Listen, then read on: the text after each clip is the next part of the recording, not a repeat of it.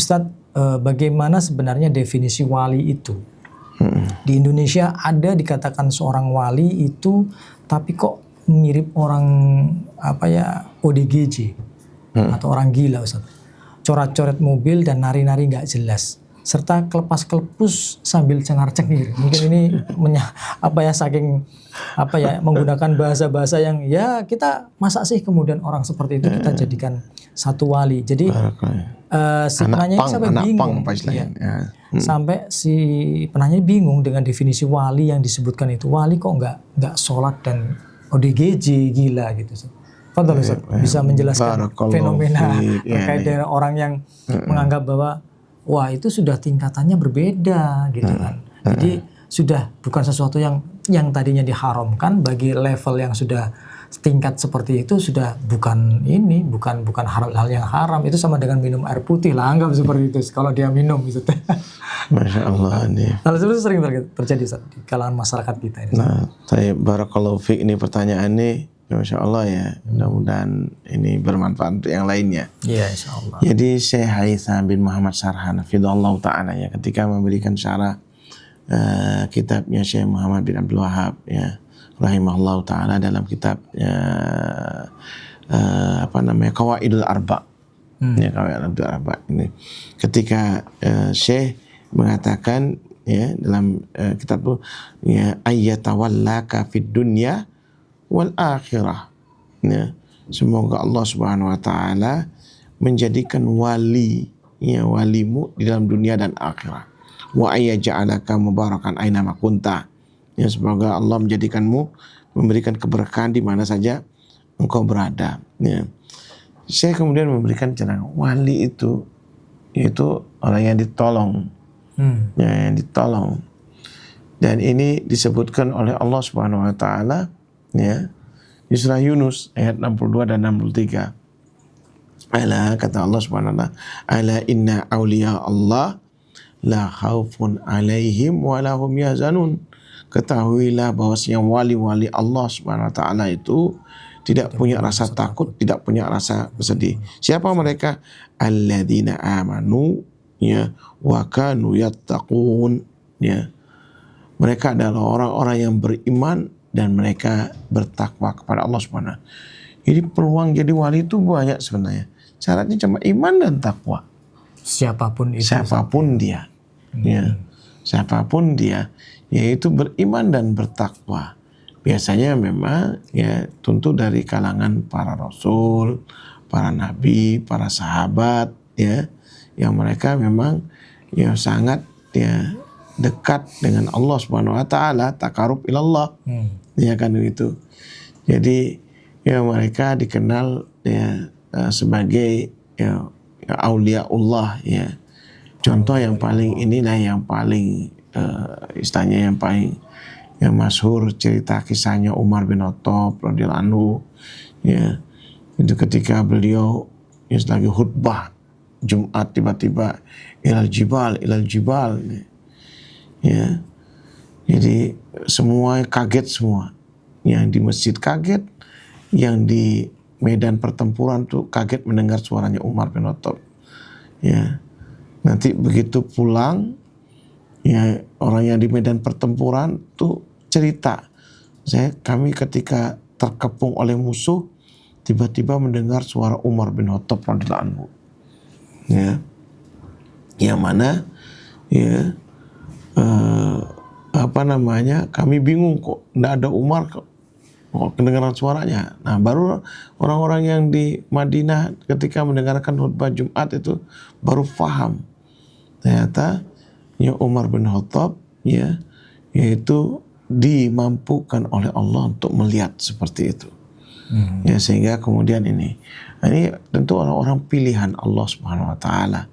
Ini selain ya Rasul, makanya kata Rasulullah SAW, lau kana nabiyya ba'di lakana Umar. Itu pujian ya Rasulullah SAW terhadap Umar bin Khattab. Kalau seandainya ada nabi setelahku, maka Umar yang paling pantas.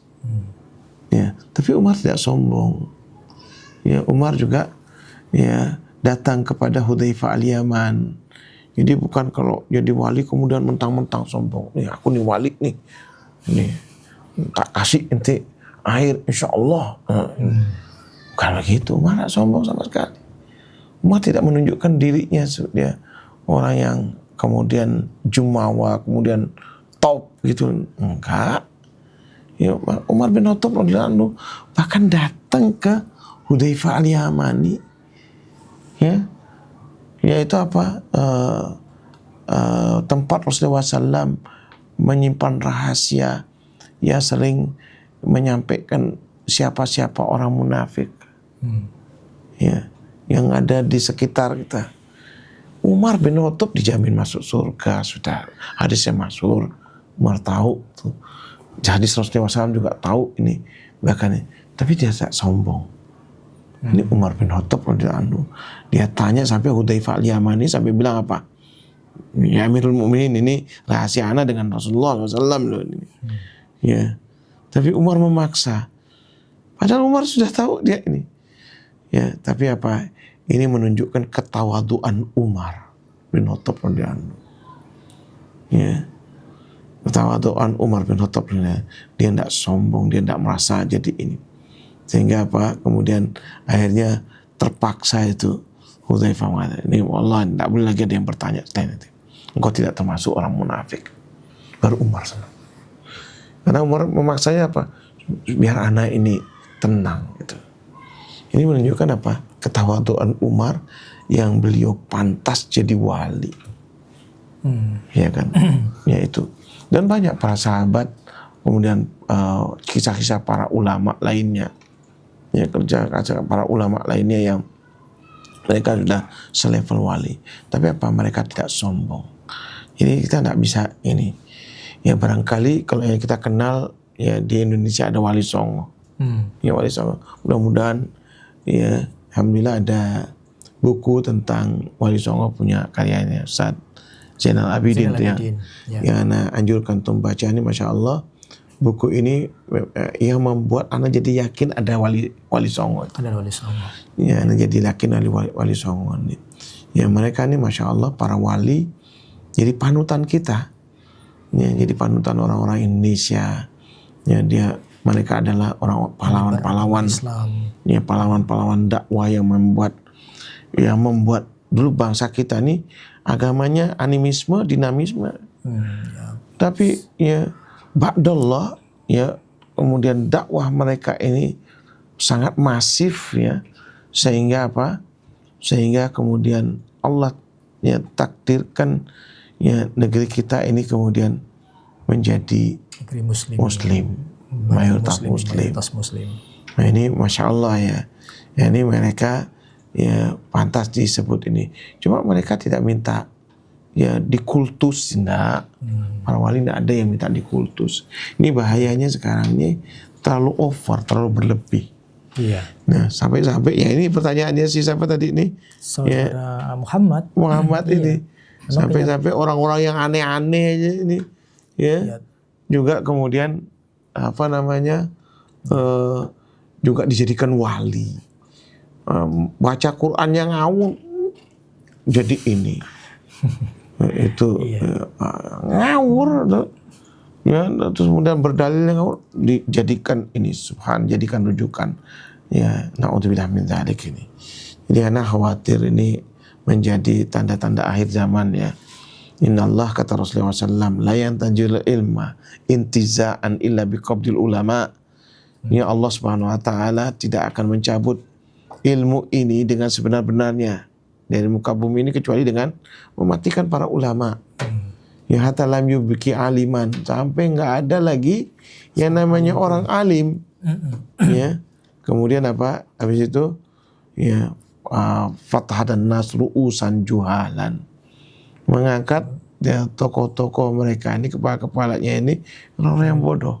Tidak tahu. Ya, kemudian apa fasuilu ya fadhallu wa adhallu. Mereka ini ditanya jawab seenaknya. Ya itu tadi pertanyaan betul itu. Ya pertanyaan ini Masya Allah. Iya, fenomenanya seperti itu ya Ustaz ya. Orang karena apa?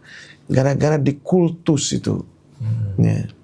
Dan seorang yang dikategorikan tadi Ustadz sampaikan bahwa wali itu mestinya dia tidak ada rasa berbangga diri. Berbangga diri, Dan ya ada. kelebihan-kelebihan yang tadi merupakan Ustadz sampaikan adalah pertolongan dari Allah itu tidak diekspos, tidak ditunjuk-tunjukkan kan gitu. Jadi kebalik kalau sekarang orang-orang bisa menunjukkan terkait dengan kelebihan-kelebihan di luar nalar itu dijadikan satu pertanda ataupun predikat bagi dia, oh saya seorang wali. Gitu, ya ini yang namanya kadang-kadang juga istilahnya yang di luar nalar itu istidraj ya itu yang kita khawatir itu kadang-kadang orang bisa menyembuhkan yang sakit ya. Itu kemudian yang lumpuh bisa berjalan, yang buta bisa melihat, yang tuli bisa mendengar. Itu ini hati-hati teman-teman sekalian. Jadi hati-hati betul ya, karena ini ya itu bisa jadi sihir. Ya sihir di luar nalar itu. Ini dari dulu juga ya para rasul itu berhadapan dengan tukang sihir. Ya contohnya adalah Nabi Musa alaihissalam. Firaun itu ya datuknya sihir itu. Ya, yang memang suhunya sihir Firaun.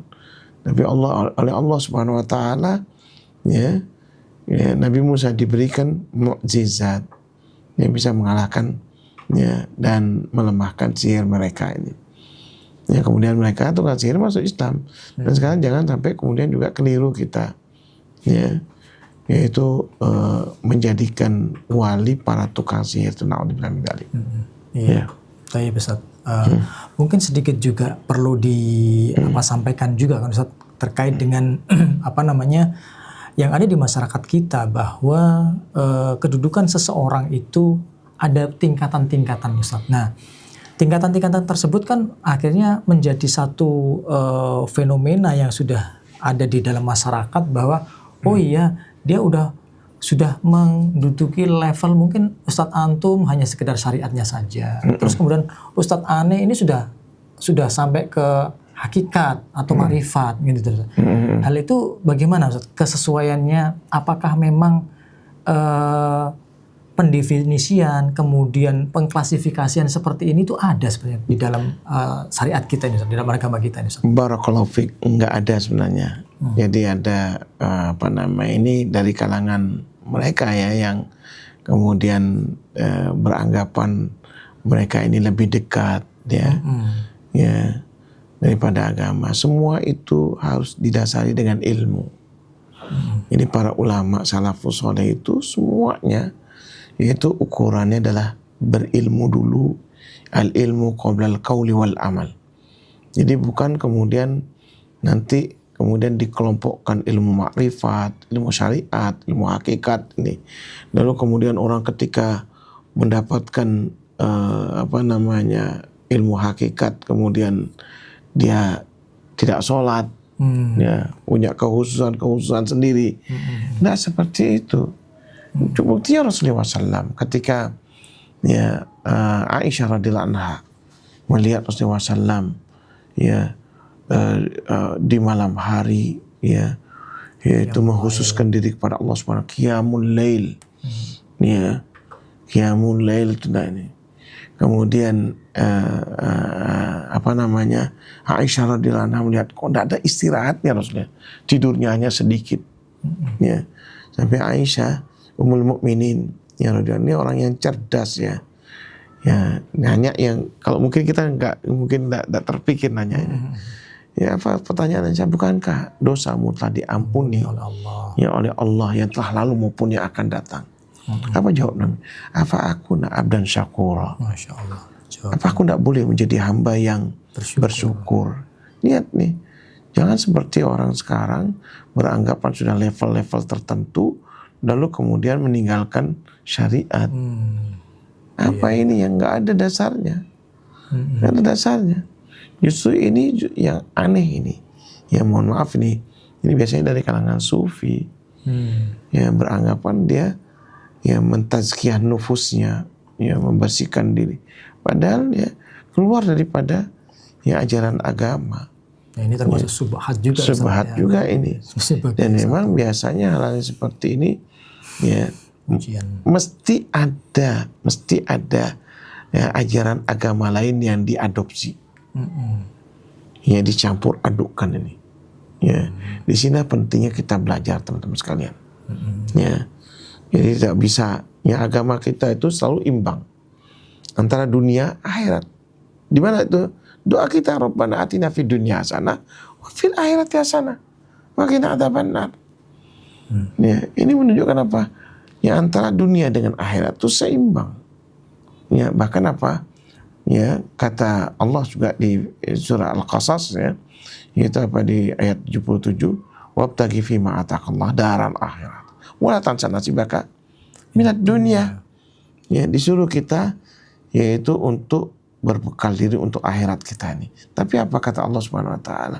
Jangan lupakan ya nasibmu di dunia. Ini harus kita juga ya bisnis ya. Makanya kenapa ada fikih muamalah? Kenapa ada ya kurang lebih 70-an sahabat yang kaya raya yang kemudian ya mendonasikan hartanya untuk dakwahnya Rasulullah. Nah, kita perlu seperti itu. Ya. Ya, itu ini mas kalian. Jadi tidak bisanya. Jangan kemudian sekarang ini aneh-aneh ya, beranggapan kemudian ini gara-gara apa? Ya, tayangan-tayangan yang sebenarnya tidak layak ya disematkan kepada para wali. Para wali bisa terbang misalnya. Ternyata apa? Ya, para wali tersebut tidak seperti yang diberikan gambaran seperti itu. Mereka apa? Seperti misalnya Maulana Malik Ibrahim, rahimahullah. Ini Sunan Gresik nih. Beliau ini, masya Allah. Ya, kalau dilihat dari sejarahnya yang diceritakan dari Samarkand, belajar ke Mesir, kemudian berilmu di sana, ya. Karena memang Al Azhar itu sudah dari dulu. Kemudian beliau berdakwah, hijrah, ya, sehingga di Gujarat, kemudian sampai ke Gresik. Kemudian berdakwah, masuk di Indonesia 1401. Ya, berdakwah. Ya, karena waktu itu krisis ya pangan, karena waktu itu adalah perang saudara di kerajaan Majapahit itu. Lalu apa yang dibangun adalah ya dunia pertanian. Yang beliau berdoa di tengah-tengah sawah, doa. Itu yang kemudian masyarakat lihat. Masyarakat sekitar itu kemudian belajar kepada beliau. Ini semestinya yang diangkat, yang diungkap gitu loh. Ya, perjuangan para wali itu. Jadi bukan kemudian digambarkan wali dulu kalau mau pindah ke tempatnya naik tongkatnya. Ini kan kayak nenek lampir apa nek. Ini hal-hal yang aneh, nggak pantas disematkan kepada ya para wali. Gitu.